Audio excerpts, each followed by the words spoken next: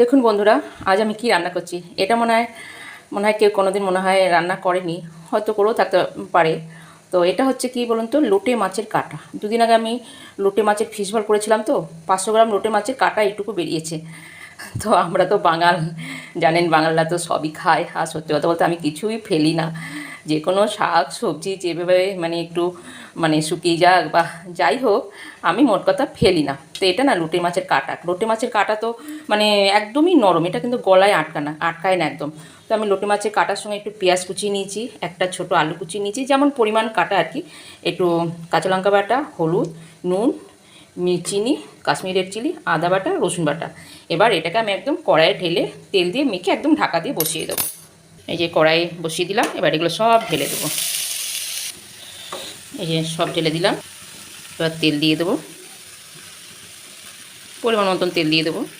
ব্যাস একটু ভালো করে মিশিয়ে দিচ্ছি, তারপরে গ্যাস কমিয়ে ঢাকা দিয়ে রাখবো। বন্ধুরা প্লিজ বন্ধুরা, এই নিয়ে যেন ব্যঙ্গ করবেন না আমাকে। এটা কিন্তু খেতে খুবই ভালো লাগে। একবার যারা লোটে মাছ খান আপনারা, যারা লোটে মাছ খান তারা এইভাবে রান্না করে দেখবেন, ভীষণই ভালো লাগে। শুধু শুধু ফেলে দেবো কেন বলুন, বাজার থেকে পয়সা দিয়ে কিনি, কত কষ্টের পয়সা ইনকাম করে সবাই জানেন। তো দেখুন, ব্যাস আমি গ্যাস কমিয়ে ঢাকা দিয়ে রাখলাম। এর মধ্যে যদি কেউ টমেটো কুচি দিতে চান দিতেই পারেন, আমার ঘরে যা ছিল এখন তাই দিয়ে রান্না করছি। নামানোর আগে একটু ধনেপাতা দিয়ে দেবো, ধনেপাতাটা অবশ্যই দেবেন, তাহলে ভীষণ খেতে ভালো হয়।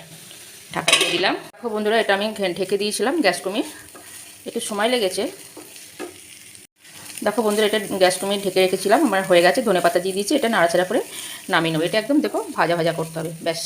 গরম গরম ভাতের সঙ্গে ভীষণই ভালো লাগবে বাবা, আমার ভীষণই ভালো লাগে বাবা। রান্না করতে করতে জিভে জল চলে আসছে, কতক্ষণ গরম গরম ভাত নিয়ে বসবো। এবং কাটাটা না ফেলে দিয়ে দেখুন একটা তো পদ হয়ে গেল বলুন। তাহলে বন্ধুরা, কার কার এরকম রান্না ভালো লাগে অবশ্যই জানাবেন।